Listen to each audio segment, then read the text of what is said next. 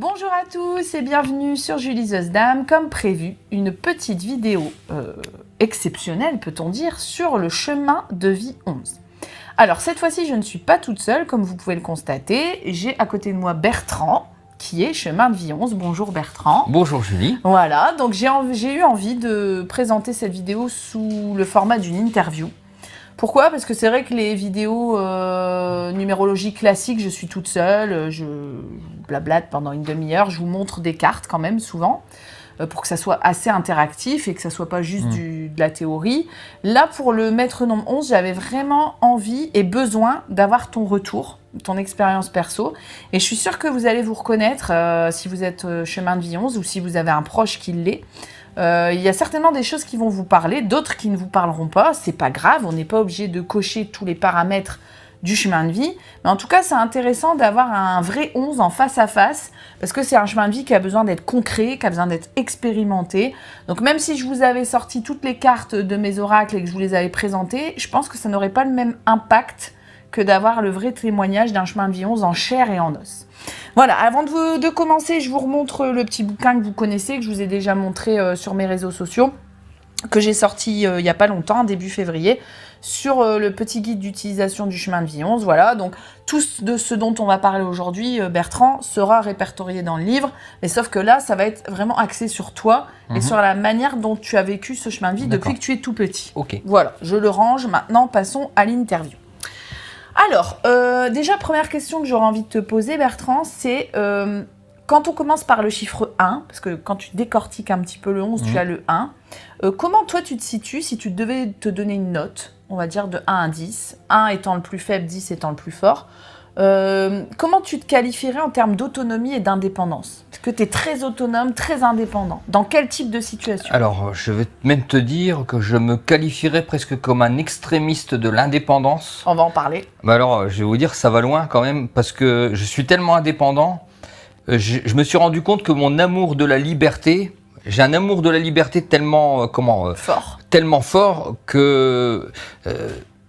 Ça a confiné au fait que j'ai toujours regardé l'autre comme une entrave à ma liberté en fait. D'accord. Donc ça m'a quand même gêné dans ma vie. Très, très fort. À un moment donné, j'ai compris que ce n'était pas que l'amour de la liberté, mais qu'il y avait aussi presque le désir de fuir les autres, parce que j'aime tellement être autonome que j'en arrive à vraiment à adorer la solitude. Et vraiment chercher des bains de foule de temps en temps. Donc tu vois, comme on a fait une interview, tout ça, ça me socialise un petit peu. Mais en fait, je suis quelqu'un de très solitaire, parfois limite ermite, et j'ai une vénération pour la solitude et l'indépendance qui confine à l'extrême, dans mon cas. Donc tu serais à 20 sur 10, quoi. Ah, moi je serais à 20 sur 10, ouais, totalement. Et tu vois, c'est intéressant ce que tu dis, parce que notamment chez les enfants, donc si vous regardez cette vidéo et que vous avez des enfants 11, ça serait intéressant d'aller voir un petit peu comment ça se passe. On le constate, ça. Chez les enfants 11, ce sont des enfants qui sont souvent en retrait, qui aiment être tout seuls, qui ont du mal à sociabiliser. À l'école, c'est pas forcément facile. Est-ce que quand tu étais petit, tu étais déjà comme ça ? Ah oui, moi de toute façon, l'autre, j'ai toujours perçu l'autre comme une sorte de menace. Dès ton enfance ? Depuis tout petit. D'accord. Et tu as des frères et sœurs ou pas ? Oui. D'accord. Oui.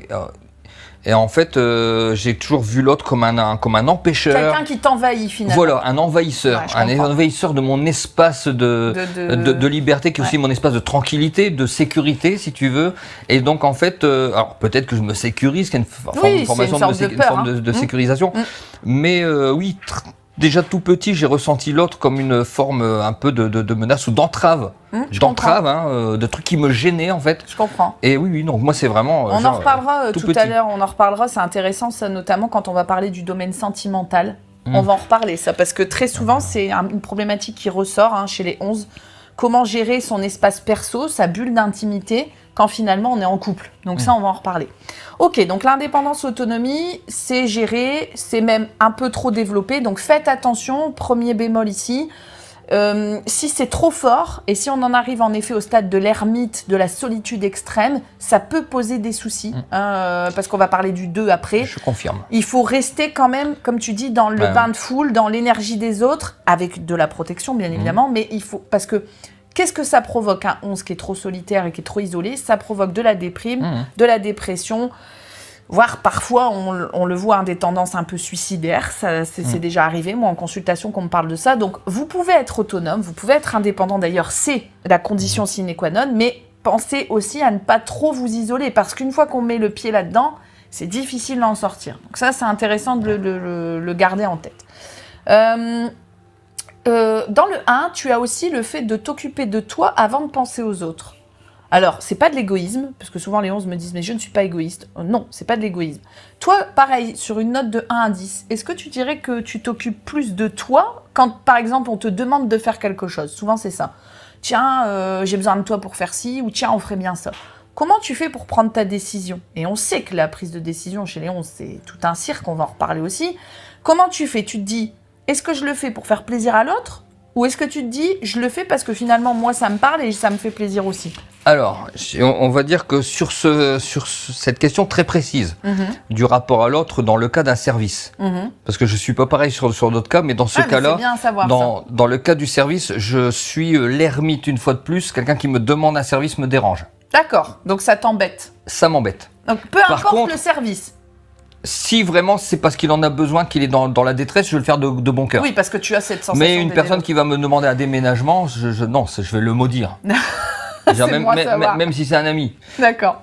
Par contre, quand on me demande service, je bloque, je n'aime pas. En fait, c'est une entrave à ma liberté pour moi. D'accord, on te contraint à faire quelque chose. Voilà, c'est ça, c'est une forme de contrainte. Ça marche. Mais c'est lié à ton 1 dont on vient de parler, c'est lié à ça. Mais par contre, je ne suis pas égoïste dans le sens où je fais très souvent passer les autres, je me fais souvent passer en dernier. Et voilà ce qui cloche. C'est ça que je voulais t'entendre dire. Par contre, au niveau des services, quand on me demande un service, je n'aime pas qu'on me demande des services. Voilà. Eh bien, tu vois, c'est intéressant qu'on ait les deux exemples parce que justement, voilà la grosse problématique qu'on retrouve chez les chemins de vie 1 aussi d'ailleurs, c'est qu'en réalité, vous vous faites toujours passer en dernier. Et vous faites toujours passer les besoins, ou en tout cas les envies ou les critères de l'autre avant les vôtres. Ça, c'est un point noir. Ça, c'est un point noir et il faut le bosser absolument. Alors, comment ça se bosse? Ça sera encore l'objet d'autres vidéos très certainement. Mais déjà, si vous êtes 11, que vous regardez cette vidéo et que vous n'êtes pas assez indépendant, parce que parfois, t'as l'inverse, pas assez autonome, et qu'en plus, vous êtes tout le temps dispersé sur les énergies des autres, ça va commencer à poser problème. Donc, c'est plutôt bon signe, finalement, que tu aies quand même validé déjà ces critères-là.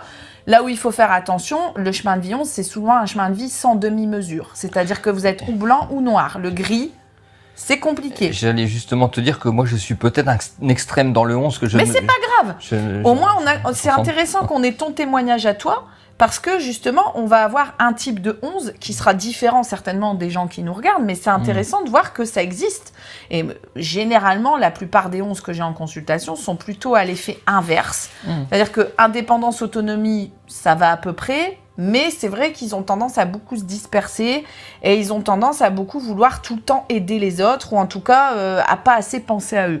Donc là, après, on va partir dans des problématiques d'amour de soi, de confiance en soi. Après, ça dépend des blessures que tu as. Toi, si tu es comme ça, c'est que généralement, il n'y a pas la blessure d'abandon. Si tu prends un 11 qui a la blessure d'abandon, il ne va pas aimer la solitude ni l'isolement. Il va vouloir toujours l'amour de l'autre. Donc, tu vois, tout dépend des scénarios que tu as. Donc, déjà, sur ces scénarios-là, en tout cas sur ces éléments-là de première réponse, le 1, apparemment, ça a l'air d'être bien validé et tu le vis pas trop mal. Non, je l'accepte parce que je sais que tu es comme ça. Quand bien même j'ai essayé à un moment donné de lutter contre ma nature, mais la nature on peut pas aller contre. Non. Donc j'ai accepté le fait que j'avais une partie qui était quasiment asociale, parce que j'ai mon ex-femme qui me disait, me reprochait parfois d'être asociale. Et c'est ce qu'on reproche beaucoup aux 11, et j'en parle dans le livre, les compagnons ou les compagnes de 11 ne comprennent pas, parce qu'ils ne sont pas comme vous, j'en suis une, donc je peux témoigner. En fait, le problème avec le 11, c'est que tu ne sais jamais, entre guillemets, sur quel pied danser. Ou en tout cas, on ne sait pas, en termes émotionnels, quand vous avez besoin de nous ou pas. Et c'est vrai que comme tu es ultra solitaire, automatiquement, ou en tout cas ultra indépendant, tu vas pas forcément avoir besoin de l'autre. Vu qu'au contraire, tu vas voir l'autre comme une menace ou une manière d'envahir ton espace. Donc, c'est vrai que c'est compliqué. C'est pour ça qu'on va parler du couple après plus en détail. De faire entrer quelqu'un dans la sphère du 11, parce que automatiquement, par réflexe, il va le rejeter. Mais c'est inconscient, tu vois. Donc ça, c'est intéressant d'en parler. Alors ensuite, quand tu décortiques encore le 11, tu as l'aspect numéro 2. Et là, le 2, c'est ce qu'on fait aujourd'hui. C'est l'échange, la collaboration, l'entraide, le soutien. Donc, ça, c'est pareil. Comment tu te situes là-dessus? Est-ce que tu trouves que tu développes de plus en plus ton côté 2 par rapport à quand tu étais enfant, par exemple? Tout à fait, complètement. Et je veux même te dire que c'est même un contrepoids, c'est quelque chose qui vient rééquilibrer mon côté très solitaire, en fait. Tout à fait. Donc, en fait, si tu veux, j'ai la partie Bertrand très très solitaire et j'ai l'autre partie que tu connais, Nord Fantastique, qui est très à l'écoute des autres, qui est là pour aider, pour montrer les choses, comme je vous fais faire par exemple samedi, tu vois, réunir des gens, les écouter, voilà. Donc j'ai cette partie-là qui vient contrebalancer, donc j'ai mon côté solitaire égoïste, on va dire, hein. Et non, puis c'est pas égoïste. J'ai l'autre, mais je vois ce que tu veux dire. Mais j'ai l'autre côté où j'ai besoin d'avoir l'impression d'apporter des choses, des choses aux autres. Et c'est complètement en cohérence. Et c'est pour ça que je disais dans le live qu'on vient de faire sur ta page, ça peut paraître contradictoire. Vous êtes nombreux à me le dire ça. Mais Julie, tu dis tout et son contraire. C'est-à-dire que tu nous dis que dans un sens, on doit se débrouiller, qu'on doit compter que sur nous-mêmes. Et dans un autre sens, tu nous dis qu'on doit aider les autres et qu'on ne doit pas rester enfermé dans notre grotte. Mais c'est pas incompatible. On peut faire les deux. Tu peux avoir des moments où tu as besoin de solitude, où tu es chez toi, où tu n'as pas envie de parler et tu es bien dans ta bulle. Et tu as des moments où tu es dans l'échange, notamment dans le professionnel. Souvent, les 11 ont des métiers quand même très liés à l'aide aux autres. Donc, en fait, moi, je prends toujours l'image de la fréquence radio. Un 11, il ne vibre jamais totalement ni sur le 1, ni sur le 2, ni sur le 11. Il fait une espèce de flipper. Il fait une espèce de va-et-vient. Sur une journée, il faudrait que tu essayes de décortiquer, maintenant que je te l'ai expliqué comme ça. Sur une journée, du matin quand tu te lèves au soir où tu vas te coucher, calcule à peu près le nombre d'heures où tu es en 1, c'est-à-dire le Bertrand coupé. Je vais te dire 22 heures sur la journée, et après... Et c'est là que tu vois ce que tu dois rééquilibrer. Et les 2 heures, calcule le nombre d'heures où tu es en 2 et le nombre d'heures où tu es en 11. Parce que là, on a parlé du 1, on a parlé du 2. Vous n'êtes pas chemin de vie 2, les 11. Vous êtes 11, mais vous avez quand même des vibrations du 2. Mais il ne faut pas oublier le 11. Et là, le 11, on arrive dans le package spirituel quand même hyper puissant. Donc ça aussi, en termes de spiritualité, ça serait intéressant de te dire sur une journée de 24 heures, bon, alors tu comptes le sommeil aussi dedans, puisque la spiritualité peut s'exprimer par les rêves, notamment. Est-ce que tu trouves que ta spiritualité, elle est déjà hyper développée, ou est-ce que tu trouves que tu peux encore la travailler ? Alors, moi, je pense que personnellement, je pense que la mienne est développée à sa maturité. Il est possible que je la développe encore plus, mais je n'en ai pas l'envie ni le besoin. Donc pas pour l'instant. Donc pour moi, je suis au bon niveau de ce que je dois faire pour ce que je pense être ma mission de vie. D'accord. Là, je pense que je suis dedans dans ce que je fais dans Fantastique. Bien sûr. En alignement. Voilà, totalement en alignement, et je n'ai pas besoin d'aller au-delà si tu veux. Super. Moi, ce que je veux maintenant, c'est être dans l'action, agir, et ça, je le fais. On va en parler, ça aussi. Donc je suis en adéquation avec ça, et non, je ne suis pas au sommet de la spiritualité, mais tu vas encore changer. Je suis au stade où je suis bien comme ça et j'ai pas envie d'évoluer. J'ai pas l'impression que évoluer en spiritualité pour l'instant m'apporterait quelque chose de. Non, t'es bien dans tes baskets. Je suis très bien au niveau où je suis, et quand je franchirai un palier, ce sera naturellement. Super. Mais là, je suis très en phase avec la spiritualité. Est-ce que tu as toujours été spirituel quand tu étais petit ? Depuis que je suis né, quasiment. Tu captais des choses, tu voyais des choses ? Pas du tout. Non. Mais j'avais les questionnements qui sont ceux de maintenant auxquels l'ésotérisme. Ma passion, l'ésotérisme, a donné des éléments de réponse. Super. Mais déjà, étant tout petit, je me posais des questions sur l'univers. J'avais 5-6 ans, sur la perspective, sur la taille. Je prenais pour te donner un exemple, ma porte comme ça. Je prenais la porte et je disais, putain, la porte, elle tient dans mes 2 doigts, mais elle est plus grande que moi. Comment ça se fait ? Alors, c'était des heures et des heures d'insomnie. Ouais. Donc, je me posais déjà des questionnements sur la fin du monde, s'il avait commencé ça. Donc, tout petit. Ouais. Donc, tu vois, finalement, ça aussi, c'est intéressant si, encore une fois, vous avez des enfants qui sont chemin de vie 11 et qui vous posent des questions un peu cheloues, il faut le dire, bizarres. C'est normal, ne vous inquiétez pas. On estime que la période culminante, en tout cas en termes de spiritualité, d'éveil, c'est entre 30 et 40 ans. Tu les as dépassés, Bertrand, là ? 52. Ouais, donc tu les as dépassés. Mais peut-être que tu as eu cette période aussi culminante. Il faudrait que tu ailles te souvenir de ce qui s'est passé entre 30 J'ai eu un pic énorme à 20 ans. À 20 ans, donc un petit peu plus tôt. Ouais, d'accord. Ouais, où j'ai vraiment explosé dans ma tête. C'était violent, mais dans la mystique, mais je l'étais déjà, mais là, ça a explosé. Ça a été, on va dire, presque christique. Ça a été quelque chose de surpuissant. Donc ça, c'était un marqueur qui était assez fort, mais j'ai toujours été spirituel, si tu veux. Super. J'ai jamais douté une seconde de mon existence. Non, tu étais déjà en adéquation. Alors, comme tu viens de dire christique, ça me fait penser à une question que je n'avais pas prévue, mais je vais te la poser quand même. Les énergies christiques, c'est plutôt sur le chemin de vie 33. En tout cas, c'est ce qui est répertorié dans la numérologie. Et sur les énergies 11, on serait plutôt sur les vibrations angéliques Est-ce que tu crois aux anges et aux archanges? Et si Bah, oui, tu sais, est-ce que ouais. tu Alors, t'en sers? je crois à peu près en tout. Hein. J'ai pas de fermeture définitive sur tel ou tel pan de l'ésotérisme, on va dire. J'ai deux vues sur ce qui est angélique, tout ça, c'est-à-dire soit des énergies, hein, des énergies simples, donc qui seraient suscitées par des mouvements planétaires, c'est ce qu'on dit souvent dans le domaine des sciences occultes, ou des entités réelles avec des consciences, tout ça. C'est pas quelque chose sur lequel je me suis trop penché, je suis pas branché ange, tout ça. Ça me fascine comme l'ésotérisme, toutes les branches, la numérologie, le tarot, mais pas tout plus me fascine. particulièrement que les anges. Non. Donc c'est intéressant aussi à savoir. Et est-ce que tu as été élevé dans une religion particulière? Est-ce que tu associes la foi à la religion? Parce que ça aussi, c'est un blocage que vous me mentionnez souvent. Pas du tout.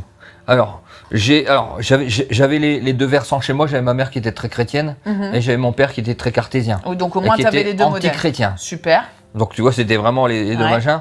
Moi, naturellement, j'ai toujours été ouvert au champ des possibles. Donc la chrétienté, ça m'a jamais attiré, la chrétienté étant petit. Parce que moi, ce que j'aime, en fait, j'aime la force. J'ai une fascination pour la force et la puissance, tu sais. Et pour moi, le christianisme, à l'époque, quand j'étais petit, dans mes représentations, c'était un peu le perdant. Et encore une fois, tu sais, voilà. Encore une fois, ça te limite. Moi, j'associe ça avec ce que tu m'as dit tout à l'heure. En tout cas, je l'interprète comme ça.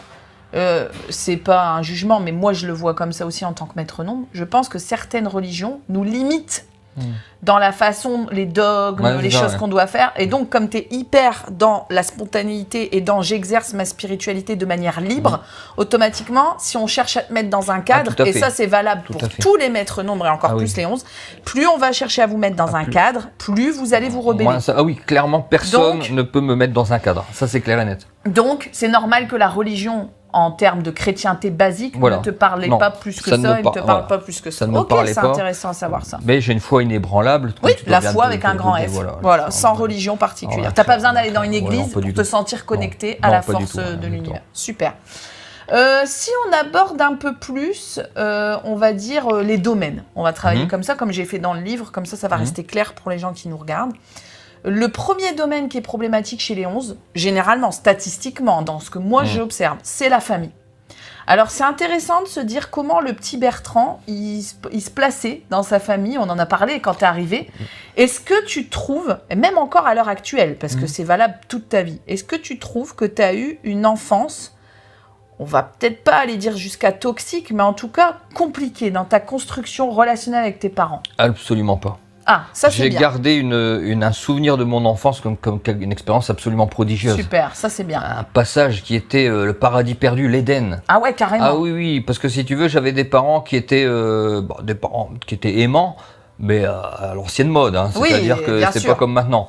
Mon père, c'était le père autoritaire, mais qui représentait ce qu'un père, pour moi, doit représenter, et qui représente généralement, c'est-à-dire la loi, le principe de la loi, tout ça. J'avais ma mère qui apportait la douceur féminine. On était quand même, peut-être que c'est important de le dire, 4 garçons, un père et une seule femme à la maison. Une seule femme à la maison.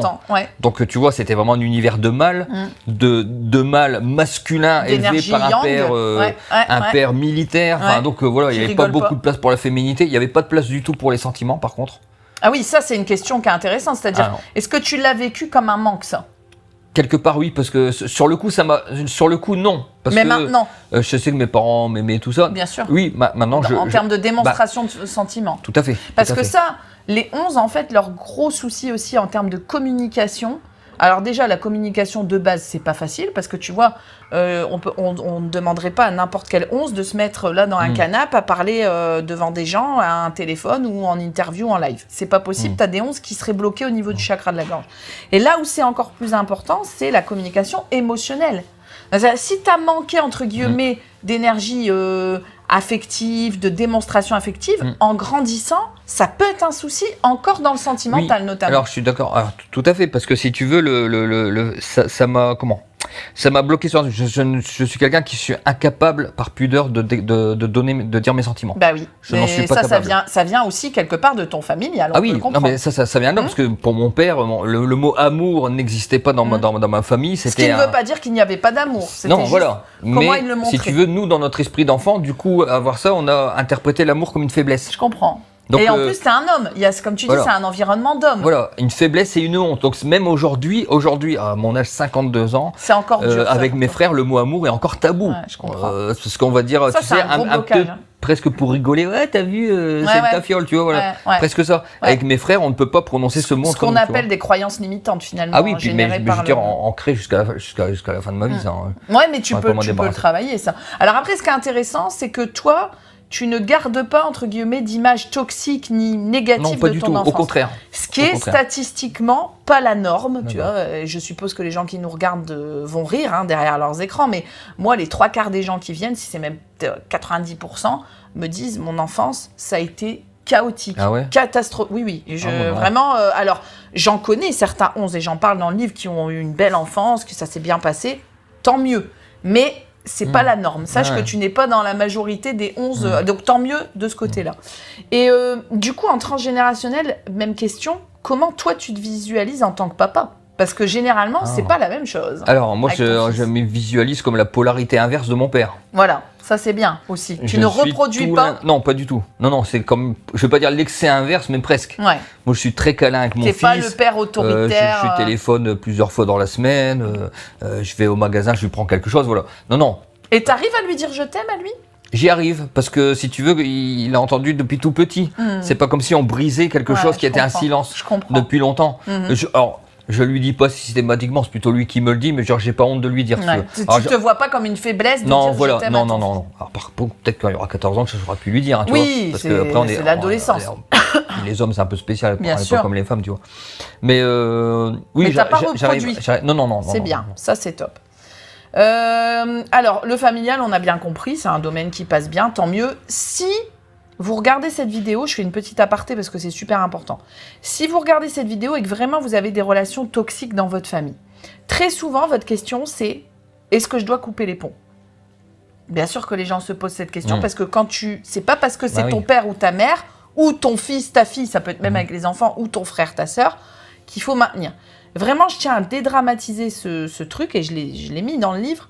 Nous ne sommes pas obligés, et c'est choquant ce que je vais dire, mais je le pense sincèrement, nous ne sommes pas obligés d'aimer les membres de notre famille. Oui, c'est tout. Ça se comprend. On est de la même famille parce qu'on a des liens de sang, voilà, c'est ça. Mais on n'est pas obligé. Il y en a beaucoup qui se bloquent par rapport à ça, qui disent « Ouais, mais moi, j'ose pas parce que c'est mon père, parce que c'est ma mère, je lui dois le respect. » Bien évidemment, enfin ça, on est d'accord là-dessus. Mais si vraiment ça vous pourrit la vie, c'est important de faire cette parenthèse, et que vous n'arrivez pas à vous sortir d'une situation vraiment compliquée avec vos parents, rien ne vous empêche de couper les liens. Il existe également l'exercice des bonhommes allumettes que vous pouvez trouver très facilement sur Internet qui permet de couper les liens toxiques. Donc là aussi, on ne vous demande pas de couper les ponts avec votre famille si c'est pas votre souhait. Par contre, vous pouvez couper les liens toxiques, c'est-à-dire toutes ces croyances là dont on a parlé, ces mauvais schémas, on peut les couper, on peut les travailler, on peut faire des thérapies, ça existe. Donc voilà, ne vous forcez pas dans un sens à vouloir absolument une loyauté, une fidélité extrême à des gens qui finalement vous pourrissent la vie. Quand ça nous tire vers le bas. Mais si tu savais le nombre, c'est pour ça que j'insiste là-dessus, de personnes qui se rendent malades finalement, mais c'est pas parce que c'est quelqu'un de votre famille, karmiquement, vous êtes liés sur Terre, mais vous ne leur devez rien, comme eux ne vous doivent rien. C'est ce qu'on rejoint ta notion de la liberté dont on parlait tout à l'heure. Et si vous souhaitez travailler sur un lien qui est toxique avec quelqu'un de votre entourage, c'est tout à fait possible, donc c'est pour ça que je tenais à le préciser. Alors, top 2, les amours. Mon Dieu, Alors là, on peut en parler pendant des heures, mais on va quand même essayer de résumer. Là, je te demande plus sur une échelle de 1 à 10, mais s'il y avait un truc que tu devais, un mot qui représenterait ton plus gros blocage en termes sentimentaux, ça serait quoi ? Qu'est-ce qui te bloque le plus ? À ce jour, par rapport à l'expérience ou naturellement depuis toujours ? Parce qu'avant, je t'aurais dit la perte de liberté, mais c'est plus vraiment mon cas. Maintenant. Je pense qu'aujourd'hui, c'est la confiance que j'ai totalement perdue. Voilà, et ça, c'est très caractéristique. La déception. Trahison, blessure de trahison, beaucoup chez les 11. Voilà, blessure de trahison. Blessure de trahison. Mais tous les 11 me disent, de toute façon, la trahison, c'est ma vie. Ils me le disent. Je vais te dire, c'est un petit peu la mienne aussi. C'est ça. Et alors, comment refaire confiance ? Ça aussi, c'est une question. C'est-à-dire que... Compliqué. C'est la symbolique de la chauve-souris. Dans l'oracle G, les 11 tirent souvent la chauve-souris, qui après mène au serpent, qui après mène au poignard. Pourquoi ? Parce que comme vous êtes méfiant, Alors il faut rester méfiant.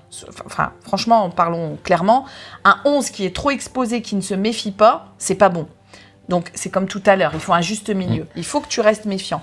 Par contre, là où ça pose souci, c'est que trop de méfiance tue la méfiance. C'est-à-dire que quand tu es trop méfiant, tu attires à toi des gens qui vont te vouloir du mal. D'où le poignard. Moi, par contre, je ne suis pas méfiant du tout. Donc c'est-à-dire que... Je me méfie. Non, je ne me méfie pas. Mais quand par exemple, tu rencontres une personne, tu sens que tu as un feeling. Parce que souvent, c'est ça. Hein, les 11, ils fonctionnent au pif, au feeling. Tu sens que tu pourrais éventuellement être attiré par cette personne ou vouloir construire quelque chose avec elle. Automatiquement, tu vas avoir un manque de confiance en elle. Comment ça marche? Ah non, pas du tout. Ah non. Alors, dans quel sens la confiance? Non, parce qu'en fait, je fais systématiquement confiance aux gens. Ah, donc c'est l'inverse. Non, mais... D'accord. Oui, mais Mais du coup, tu te fais avoir. Voilà, c'est ça. Bah oui, c'est ce donc, que je si disais tu tout à l'heure. veux, je fais naturellement confiance aux gens.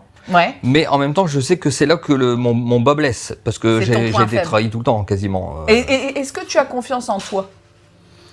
Alors, je vais nuancer. Je ne vais pas dire que j'ai confiance en moi, mais je veux dire que je me fais confiance, par contre. C'est-à-dire que je ne me suppose pas capable de faire des choses dont je sais que je ne suis pas capable. Oui, tu sais où sont tes limites. Tout ce que je vais entreprendre, je sais que je peux le faire. Donc, D'accord. je me fais confiance. On peut pas dire que de ce fait, j'ai confiance en moi. Ouais, je comprends. Tu comprends? Ouais, je comprends la subtilité grammaticale. Donc en fait, ici. je ne ferai pas quelque chose dont je ne me sens pas capable, donc je sais me faire entièrement confiance sur mes décisions, tout ça. Ouais, ça marche. Mais on peut pas dire que je suis c'est bien. quelqu'un qui a confiance en lui, dans le C'est un sens où sacré ancrage. je vais pas arriver, 40 personnes, parler, blablabla, comme ça, tu sais. Mais alors, qu'est-ce qui pourrait te bloquer là maintenant en 2023? Qu'est-ce qui pourrait faire que Bertrand n'arrive pas à concrétiser une relation amoureuse ou n'arrive pas à rencontrer? J'ai perdu la confiance, en fait. T'as plus envie de te lancer dans j'essaye de tenter un truc, quoi. Bah non, j'ai un peu... À ce stade-là, je peux peut-être même employer le mot dégoûté. Je suis presque Carrément. dégoûté des femmes. Carrément. Pour te dire, dégoûté En général. Voilà, en général. C'est-à-dire que toutes les femmes que j'ai rencontrées qui se sont fait passer pour des espèces de saintes vierges, etc. Après, quand j'ai vu ce que ça donnait, là, aujourd'hui, je suis vraiment en train de me dire, je pense que malheureusement, c'est très cliché, mais je suis presque à la phrase, c'est toutes les mêmes au final. Ouais, mais c'est ça, c'est ta blessure de trahison Voilà. qui te fait parler comme ça. C'est pas le Bertrand. Parce que. Non, parce qu'au départ, moi, je suis quelqu'un de. Je suis dans un idéal chevaleresque. Hein, mais oui, c'est ça. Et du coup, est-ce que tu dirais que dans tes relations, tu as toujours cherché quelque chose de sérieux? Parce que ça, c'est quelque chose que vous me dites. Généralement, le 11, il aime pas trop batifoler. Il aime bien la construction, la famille. Alors, Ou est-ce que tu as eu une période où tu t'en foutais Non, moi je me suis casé très très tard et j'aimais beaucoup batifoler. Ah, d'accord, c'est intéressant. Je suis un épicurien, tu disais tout à l'heure. C'est vrai. Quand je t'ai dit tout à l'heure que j'étais épicurien sur beaucoup de Mais choses. il n'y a pas de jugement, il y a des gens qui mettent du temps, en tout cas, à vouloir se stabiliser. Donc ça, non, j'ai aimé avoir des rencontres passagères, si tu veux, pour ce que ça m'apportait de, comment on va dire, d'énergie vitale, si tu veux, hein, une vie tumultueuse et dense. Je comprends. Ça, j'ai aimé ce côté-là, qu'on n'a pas quand on est en couple stable. Bah non, ça c'est sûr, on peut pas tout avoir. Donc j'ai eu des histoires stables, et, donc j'ai eu trois histoires de 7 ans et 9 ans. La première m'a déçu, donc après j'ai fini par la tromper, donc voilà. Conséquence, on va dire entre guillemets, logique. La deuxième que j'ai le plus aimée, c'est celle que j'ai le plus trompée, parce que j'avais été déçu par l'autre avant, qui m'avait trompé logique. Alors que j'étais vraiment le mec chevaleresque, hein, j'étais dans l'idéal arthurien. C'est une sorte de vengeance finalement. Je me disais, ça sert à rien vu que ça va se finir comme ça, donc c'est ce que j'appelais ça une vengeance anticipée. Un scénario C'est-à-dire catastrophe. que, voilà. Ouais. Aïe. Je me disais, c'est une vengeance anticipée. Si aujourd'hui je me dis que j'ai pas raison de le faire, dans quelques années, je me dirais j'ai eu raison de le faire. Et à terme, je me suis dit, j'ai bien eu raison d'en profiter, parce que de toute façon, c'est fini comme ça. Ouais, mais est-ce que ça s'est pas fini comme ça parce que t'as pensé que ça se finirait comme ça Par la loi d'attraction. Disons que j'ai projeté mes peurs, J'ai projeté mes peurs et je pense que j'ai. Et la dernière, celle de 9 ans. La dernière, c'est la seule pour laquelle j'ai vraiment été fidèle et c'est presque celle pour je regrette presque d'avoir été fidèle parce que j'estime que j'ai pas été payé de retour. Hein, mais justement, c'était ma question suivante. Et comment tu as jaugé, parce que ça c'est un gros souci aussi chez les 11, l'équilibre entre donner et recevoir. Est-ce que tu trouves que tu as plus donné en termes de temps, d'amour, d'énergie? Je vais te dire que si on parle spécifiquement de personnes, ma dernière histoire de 9 ans, j'estime que je me suis fait carotter mais jusqu'à l'os. Donc Au moins, tu le sais. en matière de ce que j'ai donné, j'ai tout donné parce que moi je suis quelqu'un qui donne tout. C'est-à-dire Oui, que mais quand... t'as pas de demi-mesure, Voilà. c'est ce qu'on Voilà, disait exactement. tout à l'heure. Le 11, il ouvre, moi j'utilise souvent cette image-là, et vraiment je la pense totalement sans aucun jugement. Il ouvre sa poitrine, il sort son cœur, et il fout sur la table à l'autre, tu vois, c'est tiens, prends C'est mon ça. cœur. Mais tout dépend ce que l'autre en fait, tu vois, et ça c'est problématique. Donc c'est ça. Donc moi j'ai tout donné, et puis en matière de recevoir d'échanges, bah non, ça. Alors c'était vraiment, est-ce que déséquilibré. ça te motive maintenant à te dire j'ai appris de mes erreurs, j'ai peut-être trop donné, j'ai peut-être été trop confiant, trop naïf peut-être par moment. Est-ce que maintenant à 53 ans, tu te dis parce que c'est intéressant, beaucoup de 11 me disent aussi ouais, de toute façon l'amour c'est pas fait pour moi. Ils me disent la même chose que toi, j'ai plus confiance, j'ai plus envie de me réengager. Est-ce que là, tu pourrais, dans les mois qui viennent ou les années qui viennent, retenter, même si c'est pas une relation stable comme tu as connu, de redonner ton cœur à quelqu'un en faisant attention, justement, à plus te faire avoir? Alors, oui et non. C'est-à-dire que là, je suis, si tu veux, en gros, si tu veux, je suis en train de terminer un cycle. Je suis parti de ma jeunesse où j'étais très idéaliste. J'ai toujours été idéaliste. Donc le mec, preux-chevalier, donc c'était avec ma première, j'étais déçu. Je suis devenu le mec... l'opposé, quoi, finalement. L'opposé, qui limite le salaud. Et là, aujourd'hui, je rêve d'une vraie histoire. Non, je ne suis pas entre deux, je suis revenu au premier. C'est Je super. veux, pour ma dernière histoire, parce que 52 ans, je dit, je veux pas en avoir 36. Hein. Ouais. Donc pour la dernière histoire de ma vie, C'est je veux magnifique. quelque chose de médiéval, de chevaleresque, d'idéal. De beau. Et Alors non, je ne me ferme pas à la confiance, je me dis non, je veux C'est encore bien. y croire. C'est bien. Je veux pas avoir été abîmé par ces trucs-là, Non. si tu veux. Mais non, je il suis est vraiment romantique, pour... le 11. Hein. Ouais, moi, je suis très romantique. Et puis, t'es poisson, donc le poisson est très romantique aussi, Moi, l'association je suis un des grand deux. romantique. Et du coup, moi je dis toujours, alors tu me diras si ça te correspond cette image-là, pour bien vivre avec un 11, qu'est-ce qu'il faut? Parce que c'est ça, alors moi en tout cas, parce que je vis avec un 11 aussi, déjà beaucoup de patience, beaucoup de bienveillance, donc ça c'est la part du partenaire, beaucoup d'écoute, parce que vous avez beaucoup besoin d'être écouté. Vous parlez peu, mais quand vous parlez, il faut qu'on vous écoute, qu'on ne soit pas en train de faire 50 000 trucs à la fois. Et puis, il faut finalement accepter ce côté un peu ermite, quand tu as besoin de te retirer dans ta bulle, etc. Il faut quand même de l'humour. Je trouve qu'il faut un enfant intérieur présent. On va en parler de l'enfant intérieur. Le 11 aime bien s'amuser, aime bien déconner, aime bien rigoler. Et en même temps, il faut avoir les pieds sur terre. C'est-à-dire que si c'est pour vous mettre avec quelqu'un qui fait n'importe quoi, qui n'a pas le sens des responsabilités, ça ne vous plaît pas non plus. Toi, qu'est-ce que tu rechercherais en termes de qualité? C'est important ça, pour que si vous regardez et que vous êtes célibataire et que vous voulez vous mettre en couple, il faut bien entendre ces critères-là. Alors moi, si tu veux, entre ce que je recherchais avant et ce que je recherche maintenant, il y a une petite différence, c'est-à-dire qu'il y a l'expérience qui est passée par là. Bien sûr, mais tant mieux. Donc si on va dire sur un point de vue idéal, évidemment, je voudrais une femme qui soit dans mon univers, presque une... Spirituelle également. Spirituelle Bien sûr. et comment on va dire, excentrique, c'est-à-dire qui n'ait pas peur de m'accompagner quand je mets mon casque, Dans ma ton tenue. délire, dans Voilà, ton délire. complètement dans mon monde. Une femme gentille, pour moi, la gentillesse, c'est une qualité pas seulement morale, c'est une qualité physique aussi, dans le sens où la gentillesse, ça se porte sur les traits et ça donne de la beauté au visage. Donc pas quelqu'un d'aigri, Non, avec les voilà, traits voilà. fermés. Alors, pas quelqu'un d'égoïste, ça j'ai déjà donné. Quelqu'un à l'écoute, pas spécialement. Je suis pas, tu sais, j'ai mon univers, il est très dense, Ça mais te suffit. voilà. Voilà, je ne lui demande pas forcément de me comprendre, si tu veux, en réalité. Non, mais de toute façon, elle ne te comprendra pas, ça c'est voilà. sûr, pas à 100% en tout cas. Mais moi, ce que je cherche surtout, ce que j'aimerais surtout, c'est une femme une femme gentille. Alors, donne-moi un petit peu l'expression, je veux dire pas chiante. Est-ce que ça existe, Ça existe. Les femmes pas chiantes. Ouais. Non, Commentez sur cette vidéo, commentez, je crois que je vais me faire laminer. Hein, Mais non, c'est une interview. Des fois, je lui demande. Ouais, et c'est mon mari qui parle, hein, si vous voulez savoir, qui est 11 également. Mais donc. Qui t'embête pas dans ton univers, qui n'entrave pas ta liberté. Oui, et puis qui va pas faire des histoires pour rien. Pour rien, voilà, c'est ça qui va pas faire perdre le temps utile qu'on a sur Terre, qui est compté, chaque seconde est comptée, dans des futilités ou à faire une dépression parce qu'on n'a pas Netflix pendant une semaine. Non. C'est un message Bah, tu vois, caché, ça subliminal. Non, moi je veux une femme qui soit consciente de l'essentiel, donc connectée au spirituel quand même, et puis après gentille, puis qui a un univers à elle aussi. Je voudrais qu'elle ait un Bah univers. oui, qu'elle soit pas toujours dans le chien. Même si c'est pas le mien, mien, et ben qu'elle ait quand même son monde qui me fascine, parce que c'est fascinant, une personne qui a un univers, même si c'est pas le nôtre. Moi, j'aime pas les voitures, mais quand je vois des mecs qui sont en adoration devant leur machin, puis qui font des belles voitures avec des belles LED, même que je m'en fous complètement, je trouve ça fascinant. Mais il faut qu'elle ait son univers à elle. J'aimerais une femme qui ait une passion, qui ait un univers. Soit simple, voilà. finalement. Voilà, c'est ça. Dans le portrait que t'en dessines là, ça a l'air d'être une nana complètement bonne mère, simple, une femme en qui on authentique. peut faire confiance, exactement. Ouais, voilà, c'est ça. Je ne demande pas d'avoir 36 000 qualités, d'avoir un bac plus 5, etc. Ça, on s'en fout. Ça, je m'en fous complètement. Bon, bah l'appel est lancé. Donc si vous vous Je suis reconnaissez célibataire, hein, pour le cas où. dans ce portrait, commentez Non, mais moi, cette je vidéo. pense que, oui. Pas de critères d'âge, pas de critères de physique. Ah, si, c'est un critère d'âge, ouais. Ah, intéressant. Oui, en général, Pas trop jeune, pas trop j'aime vieille. bien les femmes qui ont une dizaine d'années de moins que moi. Ah, quand même.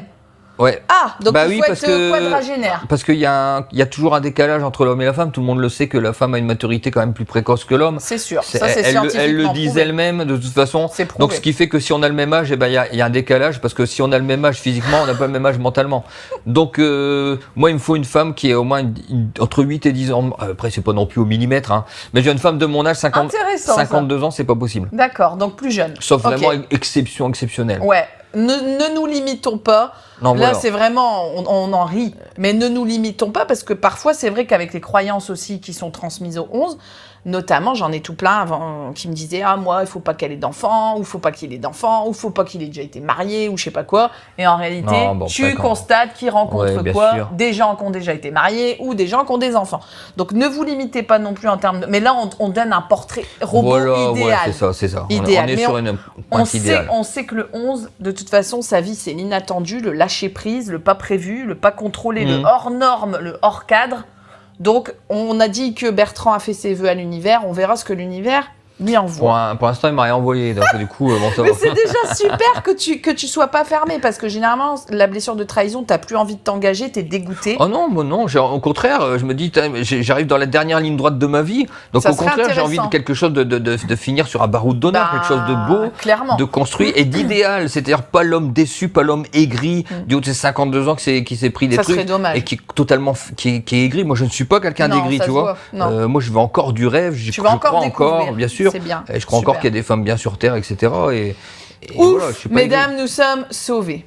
Si on parle du pro maintenant, qu'est-ce que c'est que ta carrière de quand tu as commencé à bosser à maintenant? Comment on va dire, l'aventure, c'est quelque chose qui a caractérisé ma vie. Le défi, les challenges? Non, alors je suis pas vraiment un homme de challenge, je suis un homme d'aventure. Ouais. J'ai- Tester des trucs différents. J'ai jamais aimé, si tu veux, à un moment donné, j'habitais dans un mobil-home.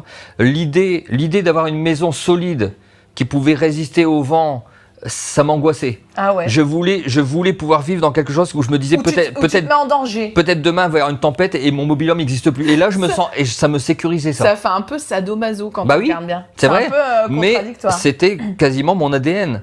C'est-à-dire que la certitude du lendemain m'angoissait. Moi, je Ouais, ne je voulais comprends. pas de certitude du lendemain. Et au Moi, jour le jour, carpe Voilà, diem. c'était ça. Ok. Et je voulais savoir que ma situation n'était pas stable. Je voulais Et donc, pas de dans stabilité. le boulot, t'as fait des boulots pas stables? Comment ça Ah bah marche? oui, complètement. J'ai fait des saisons, entre autres. Donc les saisons, rien n'est moins stable quel qu'une domaine? saison. Les saisons d'été-hiver, donc à la plonge en hiver à la montagne. Ouais. Et pareil à Fréjus, dans la en bord de mer. restauration. Restauration. Ah, super. Intéressant ça. C'était la meilleure période de ma vie, c'est celle où j'étais le plus en adéquation par rapport au travail, de toute façon. Ça me convenait vraiment parce que c'était jamais le même. On rencontrait des tas Tu de ne gens. t'ennuyais pas, tu Je n'avais ne pas le temps m'ennuie. de t'en- Et moi qui étais à l'époque un grand épicurien, je suis beaucoup moins maintenant. C'est un grand épicurien, j'avais tout apporté.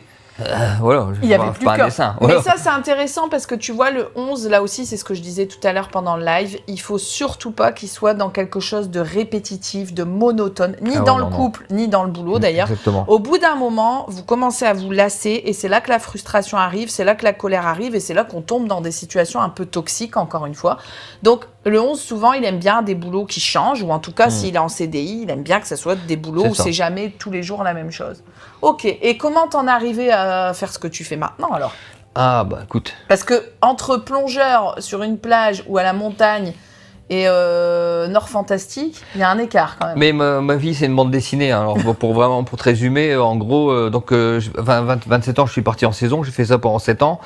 J'ai eu une rupture amoureuse avec une fille avec qui ça marchait très bien, ça m'a démoli mais j'ai mis 10 ans à m'en remettre. C'était vraiment monstrueux. Ouais, bah c'est très caractéristique. Du coup, j'ai arrêté les saisons, je me suis stabilisé, j'ai rencontré la mère de mon fils avec laquelle je me suis casé. Mais on va dire casé dans une démarche inconsciente de vraiment se caser, de se ranger, tu sais.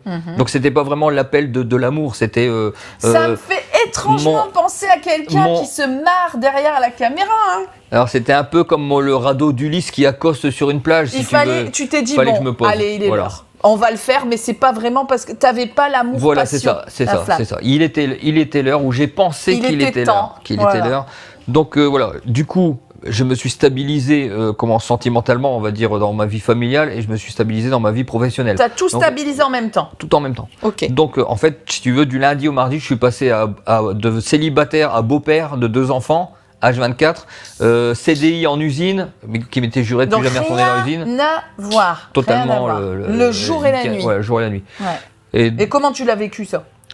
Bien au début, parce que ça me donnait quelque chose de nouveau, si tu veux, mais après finalement, je me suis éteint. Bah, tu m'étonnes. Je me suis T'as totalement perdu ta éteint. véritable nature, finalement. Bah, je n'étais plus Bertrand, même les gens qui me connaissaient, ils disaient, putain, on te reconnaissait plus. T'as sombré dans la routine. J'étais devenu un beauf. Ah, carrément.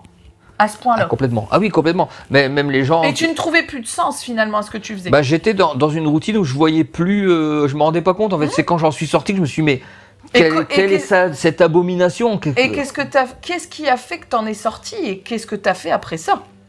Alors, du coup, à la fin de ces 9 ans, j'ai arrêté l'usine. Je me suis dit, je ne suis pas fait. J'ai eu un déclic. Un déclic existentiel. Bah, c'est-à-dire qu'en fait, à l'époque, j'écrivais des livres, contes fantastiques, tout ça. Et je me suis dit, je veux pas finir ma vie à l'usine et me dire, est-ce que ça aurait marché mes livres? Et je me suis dit, je vais pas. Voilà, je ne veux pas savoir. Je veux quelque chose. Ouais. Donc, j'ai dit, je vais prendre le risque. Donc, j'ai arrêté. Mon CDI, j'ai arrêté, j'ai divorcé en même temps, quasiment. T'as tout redéséquilibré en même temps. Voilà, donc tout était vraiment le truc tout d'un coup. Mais par contre, je me suis aligné par contre sur moi-même là-dessus.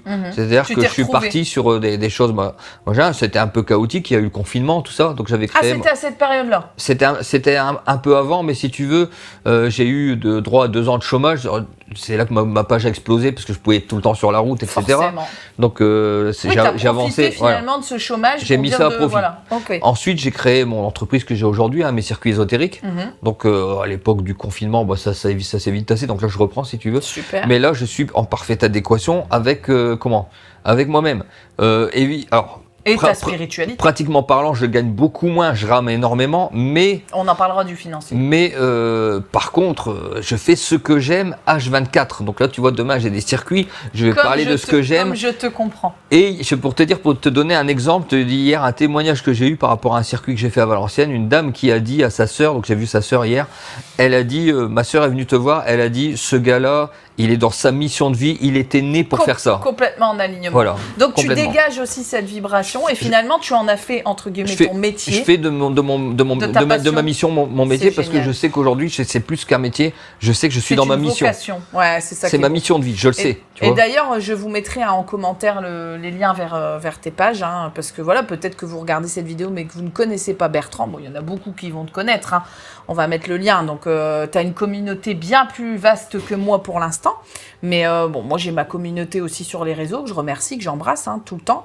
Et voilà, si je peux vous permettre de découvrir Bertrand, c'est avec grand plaisir parce que c'est dans la continuité aussi de ce que moi je fais. Tout à fait, oui. On fait la même chose de manière différente, exactement, si on peut dire comme ça. Ok pour le boulot, ça marche. Pour la santé, est-ce que tu trouves que par moment, ton corps t'envoie des petits signaux comme ça? Par exemple, notamment quand tu étais dans cette période de CDI, tu avais des problèmes de santé? Non. Alors, je vais te dire, je vais te donner un exemple. Tu vois Goldorak? Ouais. C'est moi. C'est-à-dire que je n'ai aucun problème de santé et je n'en as jamais eu. Et j'ai une foi inébranlable en la puissance de mon corps. T'as jamais eu de petites douleurs, de petits bobos, de claquages, de ruptures? Je vais te dire, en gros, si je te dis ma moyenne pour aller chez le médecin, c'est à peu près 1 fois tous les 3 ans. C'est génial. Pour une bronchite, je veux dire, pas pour un truc grave. Ouais, c'est pas genre quelque chose que tu t'es cassé ou... J'ai fait mon bilan il y a 1 an, j'ai fait mon bilan de santé. Alors je me suis dit, je vais quand même avoir du cholestérol. Ouais, parce que 53 ans, tu vieillis aussi un petit peu. Tu me vieillis, j'ai 52. Ah, pardon. Mais bon, c'est pas grave. Tu m'as dit 53 tout à l'heure. En fait, si tu veux, mon bilan, il était nickel chrome, les yeux, super, tout. Une machine de guerre. Donc, j'ai aucun problème de santé. Eh ben, on va pas souhaiter. Mais je pense que mon mental, ma croyance y est pour beaucoup. Parce que moi, j'ai une croyance que je suis en parfaite Donc santé. ton corps est connecté à ton esprit. Et mon mental, il dirige tout. Ouais, je comprends. Tu sais que je te disais que je suis très mental. Ah, mais on va en parler du mental aussi. Mais vite mon fait. mental, il dirige carrément mon corps. C'est-à-dire Ouais, je que comprends. mon mental décide que je ne suis pas malade. Tu ne t'autorises pas finalement à craquer, à être malade. Ah, c'est pas que je ne m'autorise pas, c'est que je ne mets même pas ça dans mon champ de probabilité. Ah, c'est dingue. Tu vois, c'est pas que je refuse une réalité, c'est qu'elle n'existe pas pour moi, cette réalité. Je comprends. Tu vois. Et au niveau, justement, on a parlé du mental. Donc, on sait, hein, on fait cette petite parenthèse tant que tu me la présentes parce que c'est intéressant. Le 11 est quand même. Alors, si c'est à l'extrême, ce côté mental, moi j'en ai déjà rencontré, tu peux tomber vraiment dans le côté contrôlant du 11. C'est-à-dire que tu peux tomber sur des 11 qui sont hyper contrôlants. Hyper contrôlants. Et même parfois dans le sentimental, ça peut même aller jusqu'à la perversion. Attention, c'est pas le cas général, mais voilà. Donc, c'est-à-dire que le 11, il aime contrôler, et souvent par sécurité. Par contre, peux te confirmer, oui. Voilà. Moi, j'aime contrôler. Il aime paramétrer, il aime que tel truc soit bien fait, que tel truc soit bien mis, etc. Et quand ça sort, entre guillemets, de son préconçu, ça le met un petit peu en difficulté. Ouais, c'est exactement, oui, c'est désagréable. Ça le met en danger. Donc, ça, c'est une qualité, entre guillemets, qu'on reconnaît d'ailleurs très souvent dans le professionnel, parce qu'au moins, vous pouvez leur filer des missions 11, ils vont savoir les faire, ils vont savoir les mener à terme, nickel. Par contre, quand on passe encore une fois dans le côté émotionnel de la chose, ça marche plus vraiment, parce que ton préconçu à toi n'est pas le même que le préconçu de l'autre personne, donc ça peut créer des tensions. C'était pas vers là que je voulais te mener, mais c'était important de le préciser. Ce contrôle peut aussi se matérialiser dans le corps. C'est pour ça que je te pose la question, parce que très souvent les 11, ils ont mal. Le dos pour les responsabilités, les genoux pour les rapports aux gens, le bas du dos pour les blocages financiers. Enfin voilà. Donc s'il y a des maladies chroniques, s'il y a des choses dont vous souffrez, mais voilà, qui ont des causes aussi émotionnelles. Bien évidemment, on n'est pas docteur. Il y a des causes physiques, mais il y a aussi des causes émotionnelles. Donc, accordez beaucoup d'importance à votre corps, à ce qu'il vous dit. Si vous êtes dans une période, comme t'expliquais tout à l'heure, où vous n'êtes pas vraiment en adéquation avec vous-même et que vous sentez que vous commencez à développer des pathologies que vous n'avez jamais eues avant, c'est pas normal. C'est qu'il y a un dérèglement et que ce dérèglement, il faut venir le corriger. En termes de morale, est-ce que tu te trouves fragile ? Est-ce que tu trouves que tu aurais tendance facilement à déprimer quand tu as des mauvaises pensées qui arrivent ? C'est pour ça que je rebondis sur le mental. Le mental, ça veut dire, parfois, peut-être que je me rends malade, entre guillemets, pour un truc qui n'existe pas ou pour un petit truc qui prend des proportions de malade. Est-ce que tu trouves que tu aurais tendance à être un peu déprimé facilement, dépressif ? Pas du tout. Pas du tout, tant mieux aussi. Pas du tout. Je me qualifie comme quelqu'un de très très fort moralement, très très fort mentalement. Donc optimiste finalement. Très optimiste et ça m'arrive d'avoir des coups de blues. Ouais, voilà. Mais ça dure un quart d'heure. Ouais, bon, comme tout le monde quoi. On va dire. Tu rebondis. Et ça m'arrive rarement. Non, moi je suis quelqu'un, c'est bien. Parce que souvent le 11 a un terrain quand même assez fragile au niveau des burn-out, tu vois, dans le boulot, de la dépression, etc. Donc si c'est votre cas aussi, rassurez-vous, j'ai envie de dire c'est classique. Alors bien sûr, il ne faut pas que ça reste comme ça, hein. Je ne dis pas aux gens de rester dans leur déprime, mais sachez qu'il existe des choses concrètes qu'on peut mettre en place. Alors, parmi ces choses concrètes, est-ce que tu aimes bien l'ancrage et la méditation ? Ils sont très spirituels. L'ancrage, je ne sais pas ce que c'est. Alors l'ancrage, c'est le fait... notamment d'aimer beaucoup le contact avec la nature. Ah oui, par exemple, quand tu fais tes circuits ésotériques, tu es clairement dans de l'ancrage parce que tu es dans la nature. Oui. L'ancrage, j'adore. Le fait d'être relié à la terre-mère. Oui, ça oui. Le jardinage, ça peut être, ça passe par plein d'activités. Donc ça, c'est bien parce que l'ancrage, ça peut vous aider à combattre la dépression aussi. C'est pour ça que je t'en parle. C'est super. Le contact avec les animaux. J'ai assez peu de contact avec les animaux, mais j'aime les animaux. C'est super. Mais j'en ai pas dans mon environnement, si tu veux. Ok, mais ça c'est bien aussi, contact avec les animaux qui peut permettre de déstresser, de sensibiliser aussi à la nature, à l'intuitif, parce que les animaux n'ont pas la parole, donc ils ne sont pas dans le mental, ils sont beaucoup plus dans l'intuitif. Tu as aussi la fibre artistique, alors toi qui es poisson, forcément ça va te parler, la musique, la peinture, le dessin, enfin voilà.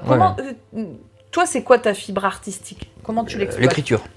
Oui. Oui, forcément. Oui, ça fait aussi partie de... J'écris des contes fantastiques, c'est par l'écriture que ça passe. Moi. Ok, ça marche. Après, je dessinais très bien quand j'étais petit. T'aimes bien les aussi. loisirs, tout ça, genre aller dans des concerts, des choses un peu plus Le loisir, banales. j'aime bien plus le cinéma, mais D'accord, donc plutôt moi, je cinéphile. suis un enragé de l'ésotérisme, donc à peu près, si tu veux, mon loisir, c'est de prendre un bouquin ésotérique et de le lire. En gros, Donc ça passe par la je suis lecture vraiment, aussi. je suis vraiment là-dedans, quoi. Ok, super.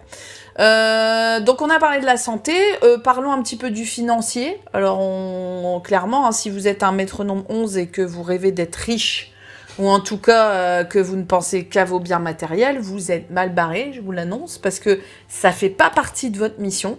Alors ça veut pas dire qu'il faut être pauvre, hein, parce que t'en as des fois qui me disent non, ça veut pas dire qu'il faut pas avoir un rond, mais ça veut dire que si vous lancez un projet et que derrière ce projet-là vous avez l'intention de le faire juste pour toucher de l'argent,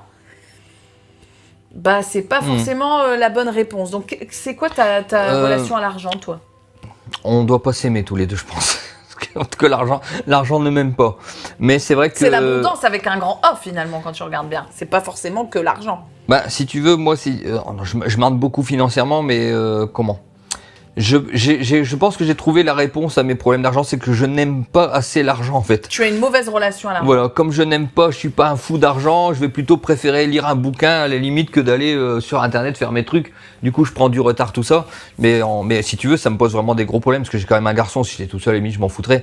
Mais disons que l'argent ne me tombe pas tout cuit dans le bec, ça c'est sûr. Et tu trouves que par rapport à l'énergie, encore une fois, que tu mets, par exemple, dans ton travail, est-ce que tu trouves que le retour financier est équivalent? Disproportionné dans le mauvais sens du terme. Voilà, comme dans tes relations finalement avant. Ça fait un peu ça. Tu donnes beaucoup, mais en termes d'argent. Et pourquoi? Parce que tu as peur que ce soit trop cher? Comment ça oui, j'ai un peu le syndrome de l'imposteur. En fait, j'essaie de lutter contre, mais c'est très difficile.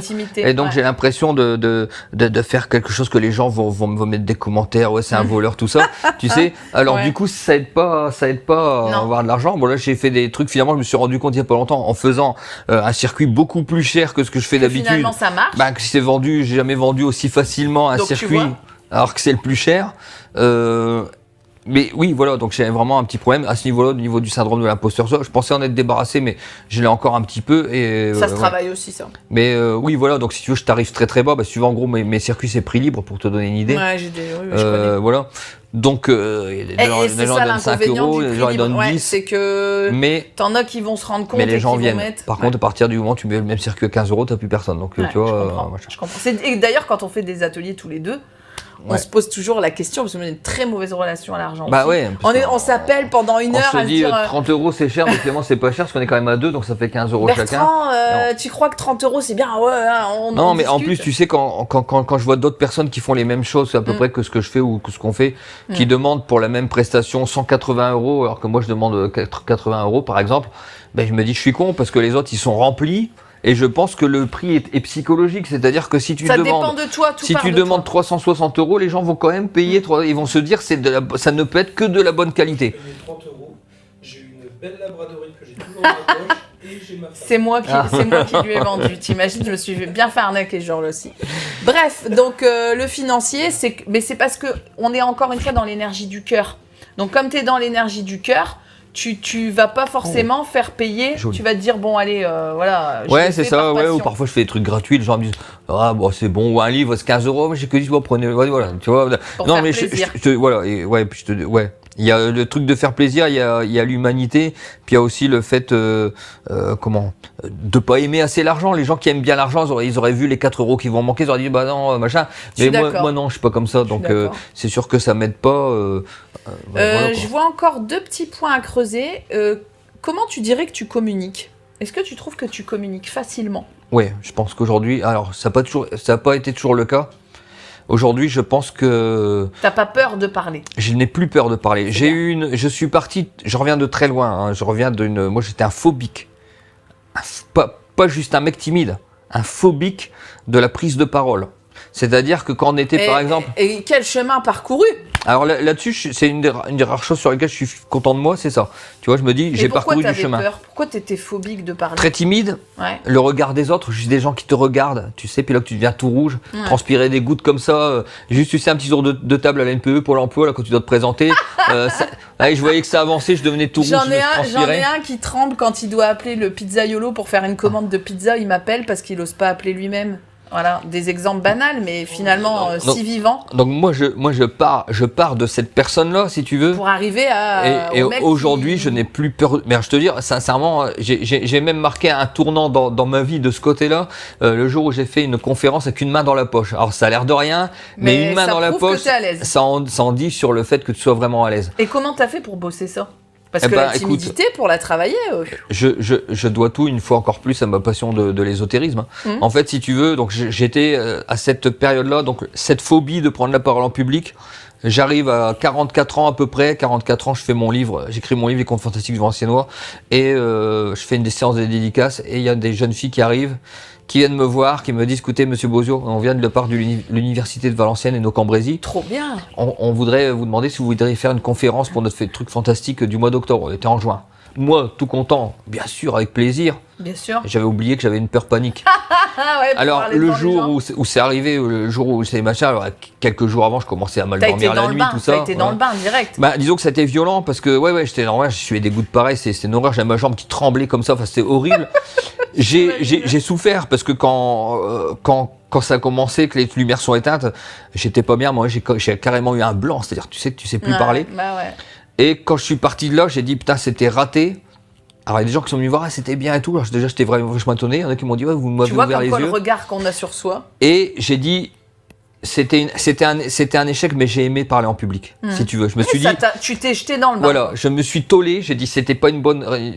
Pour moi, j'ai pas fait une bonne prestation. Ouais, mais faut bien commencer quelque part. Mais j'ai aimé prendre la parole. En fait, si tu veux, depuis tout petit, enfin depuis très très tôt, même quand j'avais déjà 11 ans, 12 ans, mes collègues, enfin mes copains d'école, je parlais, je prenais la parole avec eux dans le cercle intime, et ils me disaient putain, t'as une facilité de parole, t'as quelque chose. T'as un orateur. Il y en a qui me disaient après au travail, ils me disaient t'as un don d'orateur, voilà. Je me suis rendu compte aussi. Comme quoi c'est possible. Ouais, voilà. Il faut le travailler. Après. Je sais depuis longtemps que j'ai des choses à dire. Je sais que ma mission de vie, c'est dans les choses que j'ai à dire, si bien tu veux. Bien sûr, à transmettre. Voilà, je le sais depuis longtemps. Donc je sais que ma mission de vie, depuis longtemps, est dans la parole. Je m'en suis rendu compte par rapport aux gens qui me disaient, ouais, toi tu pourrais être gourou, toi tu pourrais faire une secte, tu parles, machin. C'est clairement, bah ouais. Tu sais, donc je sais que j'ai quelque chose de fort de ce côté-là, que c'est mon point fort de toute façon, et que si c'est mon point fort, c'est parce que je dois m'en servir, tu sais. Bien sûr. Donc aujourd'hui, j'en suis arrivé là parce que grâce à Nord Fantastique, j'ai pris la parole, tout ça. Et puis t'as pris confiance en toi. Oui, puis c'est tellement une passion que je peux pas faire autrement que de la partager. Alors, même si ça me donne des souffrances, je dois partager ma passion du fantastique. Et la communication émotionnelle alors, parce que la communication sur ce que t'aimes, bah ouais, voilà, ça va. On a compris que tu avais bossé là-dessus. Mais la communication sur dire tes sentiments, dire tes émotions, on en revient toujours à la même chose. J'ai encore du chemin. Ouais, il y a encore du chemin. J'y arrive mieux qu'avant. Mais c'est pas encore ça.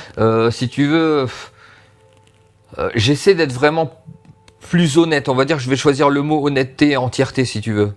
Mais ça me gêne dans le sens... T'as peur de blesser l'autre. Ouais, alors bon, je pense que je sais à peu près comment. Ouais, alors j'ai toujours un peu peur de blesser l'autre, c'est-à-dire que je vais tolérer que des gens me fassent des choses et moi je vais pas leur dire, mais pas parce que j'ai peur d'eux, mais parce que j'ai peur de les blesser, tu vois. Je comprends. Mais au niveau de l'ouverture par rapport aux sentiments, par rapport à dire ses sentiments à une femme par exemple, ça a toujours été très compliqué. Mais maintenant j'y arrive plus facilement. Si tu veux, j'y arrive plus facilement parce que je me dis, de toute façon, faut être vrai dans la vie. À quoi ça sert t'as envie de dire je t'aime à quelqu'un, tu lui dis pas. Et c'est ce que tu disais tout à l'heure, profiter. Voilà. Finalement, exactement. Ce carpe diem, parce que c'est dommage de ne pas le dire. Imagine, tu la revois plus jamais, ou il t'arrive quelque chose. Ou alors tu laisses passer ta chance, carrément. Tu n'as pas verbalisé le truc, tu sais. Ouais. Donc, et elle pensait que tu l'aimais pas. Voilà, donc je me dis maintenant je veux pas laisser passer des trucs, je suis un homme entier, je dois être sincère. Si j'ai des sentiments, je le dis. C'est bien. Si la personne elle se sauve parce que c'est pas ce qu'elle voulait entendre, tant pis, quelque part. Ouais, t'aurais essayé. Et puis après c'est jamais perdu parce que parfois tu laisses une petite graine dans le cerveau, puis après les choses changent. Vous avez entendu, messieurs les 11 qui regardaient cette vidéo, je sais pas s'ils seront nombreux, mais j'espère. Tentez votre chance, laissez pas partir la petite graine qui germe là, important. Maintenant je me dis que d'un point de vue pragmatique, en même temps c'est ça quoi. Oui, me regarde. Oui. Dernier élément que je vois là, puis après on fera une petite conclusion. En termes de prise de décision, est-ce que toi aussi tu mets 5 heures quand tu es au rayon pâtes dans un supermarché pour choisir ton paquet ? Oui, parce que ça, comment vous dire, c'est juste infernal pour nous qui vivons avec vous.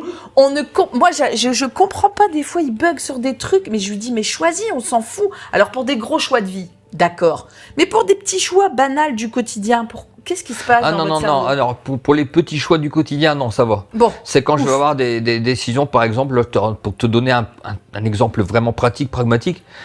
Par exemple, sur le choix de ce que je dois faire la semaine prochaine en matière de travail. Est-ce que je vais faire lundi, je vais aller sur mon ordi pour préparer mes visuels, ou lundi, je vais aller à Valenciennes avec ma pancarte et faire mon circuit? Tu sais pas. Voilà, je vais tergiverser pendant des heures et finalement, je vais même presque pas arriver à prendre une décision. Et tu vas C'est terrible. t'épuiser énergétiquement. Donc, je vais perdre des heures à réfléchir. Et à la fin, tu vas te dire, bon, en fait, ça c'est nul. Et donc, tu fais quoi à la fin? Qu'est-ce qui te fait trancher? J'essaie de prendre le plus rationnel. Par exemple, pour te dire, par exemple, j'ai besoin d'argent là. Je vais dire, bon, finalement, je vais trancher à quoi? J'ai plus besoin de liquide, donc je vais aller prendre ma pancarte et je vais aller tout de suite travailler, chercher à faire mon circuit plutôt que de préparer le circuit de la semaine Donc d'après. finalement, c'est quand même ton mental qui tranche. Mon mental tranche. Est-ce que parfois tu laisses ton intuition trancher? Rarement, très rarement. Alors mon intuition, je ne l'utilise pas comme un outil, mais par contre quand elle est là, je peux rien faire contre et elle me trompe rarement. Ah bah, tu m'étonnes. Alors j'ai des intuitions phénoménales, mais presque Et irrationnelles il y a des c'est plus fort moments. que soi, bah bien sûr. Mais c'est des tu C'est merveilleux. comme des flashs ou quoi. Mais alors, généralement c'est pas dans le bon sens. Hein. Quand j'en ai, c'est plutôt parce que c'est pour me prévenir, me garder de quelque chose. Pour te protéger. Voilà. Alors parfois c'est souvent des intuitions un peu douloureuses, hein, notamment en termes sentimentaux, hein, où je revois la personne et puis je sais, clac, quelque chose me dit, elle t'a trompé ou quoi, Punaise. sans que j'ai aucun élément objectif. Ouais, tu Et le après, sens, finalement, voilà. le pif. Et après, finalement, la vérité arrive. Donc ça, je l'ai très fortement et ça ne m'a jamais trompé. C'est un truc de fou quand même. Ouais. Et en termes de protection, tu te protèges quand tu fais des circuits ésotériques comme ça, ou est-ce que tu trouves que tu captes beaucoup les énergies des gens? Parce que rappelez-vous que, messieurs, dames, les 11, vous êtes des antennes Wi-Fi, donc vous captez, donc il faut se protéger un minimum. Alors moi, bon, je ne me protège pas du tout. Après, je t'ai dit que j'ai un mental, que je me définis comme quelqu'un de très fort mentalement. Et, donc tu arrives à mettre une barrière. Totalement. Je me sens hermétique aux énergies. C'est-à-dire que moi, je me sens un peu, je fais des Goldorak là. Dans ta bulle. Je suis dans ma bulle, je suis hermétique. Et pareil avec. Alors, si on prend toujours l'exemple de l'enfant, parce qu'on sait que le 11, quand il est papa ou maman, c'est un truc de fou. Même si ton fils, par exemple, est dans une détresse, ça va pas, je sais pas, il a vécu un truc hyper compliqué à l'école ou j'en sais rien, tu vas arriver à te fermer hermétiquement. Ah non, pas du tout. Là, tu vas être hyper perméable. Non. Ah, tu vois, donc. Ah non. Donc, avec ton fils, ça fonctionne pas. Non, mon fils, c'est mon fils, tu comprends? Ouais. Je veux dire, il y a pas de barrière. Tu mets pas de filtre. Ouais. Non. Après, si tu veux, comment on veut dire? C'est un truc c'est un truc de croyance, c'est des paradigmes. Je me sens, alors, attention, hein, ça va paraître très très arrogant, machin, tout ce que je veux dire, mais je me sens quasiment vulnérable en fait. C'est pour ça que je me protège pas, ni contre les personnes, ni contre les lieux. Et je sais que j'ai tort, on me le reproche souvent hein, dans le milieu. Non, moi c'est juste une question comme ça. Il y a des gens qui me disent ouais, pourquoi tu prends pas des pentacles, mais t'es fou et tout. Je ne me protège pas. Parce que j'ai cette croyance en moi que je me sens invulnérable. Donc il ne peut rien t'arriver. Exactement. C'est ce que tu penses. Donc je vais dans des maisons hantées, je me protège pas, je vais n'importe où, je ne me protège pas. Alors bien évidemment, nous ne sommes pas en train de vous dire de ne pas vous protéger. Hein. Ah oui, attention, alors, le message est quand même de prévention. Protégez-vous. Oui, attention, quand je fais mes circuits, quand je fais mes conférences, je dis aux personnes surtout protégez-vous. Bien sûr, parce que attention, mais là tu as un cas entre guillemets les cordonniers sont les plus mal chaussés. Ouais, donc t'as un cas entre guillemets exceptionnel parce que c'est vrai que nous on avertit beaucoup là-dessus sur la vidéo sur la médiumnité. Vous avez été nombreux à réagir là-dessus. Protégez-vous quand même parce qu'on ne sait jamais ce qu'on peut capter. Voilà. Sûr, quand on manipule ce genre de mais choses. Mais moi, si tu veux, pour revenir au truc de l'antenne émetteur-récepteur, nous sommes émetteurs-récepteurs. Pour moi, point de vue des énergies, j'ai éteint le poste, si tu veux. Je comprends. Tu comprends? Donc, pour moi, mon poste est éteint, donc je ne capte pas d'énergie. Donc, du coup, tu n'as pas je n'émets, je ne reçois pas. Ouais, je comprends. Mais pour l'instant, j'ai jamais eu de problème avec ça. Mais osons espérer que tu n'en aies jamais, complètement. Mais il faut quand même bien conclure aussi mais protégez-vous, par contre, ne faites pas comme moi. Je ne suis pas un exemple. Là-dessus, je sais que je ne suis pas un exemple. Mais c'est tout, c'est intéressant d'avoir ton point de vue là-dessus. Mais après, je suis comme ça. Alors, pour conclure, parce qu'on a quand même abordé pas mal de choses, enfin, je trouve. Ouais, en tout cas, les points que moi je voulais développer et qu'on voit très souvent en consultation. Qu'est-ce que ça t'a fait de savoir que tu étais chemin de vie 11 quand je te l'ai dit, enfin, quand tu l'as appris, et finalement, est-ce que tu trouves que ça t'aide à travailler encore plus sur toi? Complètement. Alors, ça a été une sorte de révélation, si tu veux, parce que j'étais un peu dans le... Alors, j'avais eu, par rapport à la violence de mon divorce, j'étais un peu comme un peu... étourdi, si tu veux, un petit peu. Hein. Donc, j'ai eu, grâce à ça... pour essayer d'être dans la survie, hein, parce que c'était très compliqué. J'ai regardé beaucoup de vidéos sur le développement personnel. Du développement personnel, ça a glissé vers la loi d'attraction, sur des choses vraiment très spirituelles, sur le Kybalion, sur l'ésotérisme, sur l'occultisme en fait. Hein. J'étais déjà 2 ans, mais ça m'a remis dedans. Et c'est vrai que quand tu m'as dit que j'étais 11, donc c'est à l'époque où j'étais en plein divorce et que ça allait vraiment pas, j'ai regardé le 11 et j'ai vu, et je me suis vu dedans. Ouais, j'ai dit, ça c'est moi. Ça, c'est intéressant. Et c'était marqué, le 11, c'est quelqu'un qui peut être un orateur, qui peut éclairer les gens, qui a un espèce... Qui a une puissance de ouf. Voilà, qui avait vous avez une puissance de fou. Et vous êtes nombreux à me dire, mais moi, enfin, c'est pas ton cas, mais quand vous n'êtes pas bien, notamment dans des épisodes un peu compliqués de votre vie, mais moi, je suis pas puissant, j'ai pas de puissance, puis moi, j'ai pas de capacité. En fait, vous vous rendez même pas compte du potentiel de fou que vous avez. C'est vrai qu'en matière de capacité, je pense pas non plus en avoir. Enfin, du moins, mais tu vas finir par t'en rendre compte. Attends, tu as encore du chemin à parcourir. Mais déjà, si l'essentiel dans cette vidéo ou dans le livre, si vous le lisez, c'est vraiment de vous reconnaître. Alors, tu as vu, il y a des critères que tu coches, que tu coches pas, comme ceux qui nous regarderont. Mais c'est de reconnaître l'essentiel de votre mission. Si vous êtes vraiment 100% à côté et que tu coches aucune case, c'est que là, il y a un problème. Ah bah moi, par rapport à ce que tu me demandais, et puis quand tu m'as dit mon chemin de vie, j'ai dit je suis 11. Voilà, j'ai envoyé le truc à mon ex-femme, parce qu'à l'époque, on se parlait encore. J'ai envoyé le truc, j'ai dit, est-ce que tu me vois Elle m'a dit, mais c'est complètement toi. Donc oui, ça m'a aidé. Ça m'a aidé. Je me suis dit, finalement, voilà l'alignement. J'avais peur, si tu veux, j'étais un peu en conflit avec moi-même. C'est une conclusion logique. Voilà, parce que j'avais peur. En fait, je sais que ma mission de vie, c'est de prendre la parole. C'est de faire ce que je vais faire maintenant. Avec Nord Fantastique, tu sais que voilà ce que je vais faire à partir de dimanche. Donc des trucs vraiment plus vers la spiritualité. Ouais. Donc je sais que je devais aller vers là, mais j'en avais peur. Ce qui est normal. Et après, c'est paradoxal. Et je me suis dit, bon bah voilà, c'est vraiment ça ma mission de vie. Et puis c'est vrai que maintenant, dans mes circuits, quand je rencontre les gens qui me disent, écoutez, c'est vraiment votre truc, vous êtes un passionné. Tout le monde, moi j'ai des retours aussi là-dessus de clients à moi qui t'ont découvert finalement, et ils me disent la même chose. Ils me disent, mais ce gars-là, il est passionné, il est à fond dans son truc, il est dans son univers. Alors ils disent pas que t'es perché, parce que parfois, voilà, là c'est pas ça. Ils disent, waouh, mais c'est facile, puis il connaît tellement de trucs, comment il fait pour connaître tant de trucs et tout. Donc tu vois, quelque part, toi tu l'as conscientisé, mais quelque part tu le renvoies aussi aux gens. Et c'est ça le facteur révélateur. Et dans les blocages, dernière question, dans les blocages qu'on te reprochait, notamment ton ex-femme, c'était quoi les blocages principaux? C'était justement cette over-solitude là? Ma femme en fait me reprochait pas énormément, elle m'a plutôt quitté sur un coup de tête. Il y avait pas vraiment de problème de fond, mais c'est vrai que s'il y a quelque chose qu'elle m'aurait reproché, ce qui serait revenu, on va dire, ce qui sortait du lot. Ouais, mettons, si on se disputait très peu, mais le peu de fois où le ton montait un petit peu, ce qu'elle me reprochait plutôt, c'était à la fin plutôt mon côté un peu ermite en effet. Tu sais, genre on n'irait pas chez ma soeur, ouais, j'ai pas envie. Tu sais. Ah mais ça c'est le tu sais, ouais. Donc c'est ça par contre oui, mais si tu veux. Le problème, c'est que cette vie-là m'a éteint. Donc en fait, au début, j'étais pas comme ça. Au début, j'étais pas comme ça, mais après, je me suis éteint. J'avais perdu toute ma liberté. J'avais pas d'espace à moi. Plus de passion. Tu sais, moi, je suis comme toi, tu vois. Je vois ton espace là. On a besoin d'avoir notre espace. Du cocon. Et mon espace avec mes bonhommes, comme toi, tu sais que ton épée, ta batterie. Moi, j'ai besoin de ça. Votre univers enfantin aussi. Et là, j'avais pas mon univers. C'est une maison neutre. Donc tu sais. T'avais l'impression d'être dans un truc témoin. Je me suis éteint. Je me suis éteint au fur et à mesure. Donc en m'éteignant, je me suis désocialisé de sa famille, de ses amis. Donc en fait, c'était pas ça au début, mais ça l'est devenu. Mais c'est par la faute de ce truc-là, parce que comme tu dis, moi, je pense que ça se voit sur Nord Fantastique. Je suis un adulte, mais j'ai un cerveau, j'ai une âme d'enfant. Vous avez un enfant intérieur très présent, c'est important. Très présent, qui est conservé quasiment. Puis dans la légèreté, à la fois dans le sérieux, mais dans la légèreté, on le voit. Il y a un esprit de famille. Chaleureux, convivial, le 11 qui se prend la tête, qui est hyper protocolaire, au bout d'un moment, voilà. C'est bien aussi de faire casser les barrières et de se dire, on est tous pareils finalement, et on transmet notre passion de manière ludique. Voilà, c'est ça. Voilà. Et donc moi j'ai besoin, alors, justement cet enfant-là qui était en moi avait du mal à il était éteint. s'exalter. Heureusement que j'ai eu mon petit garçon. Ouais, qui a réveillé mon petit garçon, un peu les voilà. C'est bien. Et maintenant il y a Nord Fantastique C'est tu vois, ton autre bébé. dimanche, je vais être avec mon épée. C'était mon rêve d'enfant d'être dans cette espèce de cape noire bizarre. Mais il y a 10 ans, je me serais dit, mais à quel moment tu vas te mettre en cape noire avec une épée? Tu fais pas de cosplay.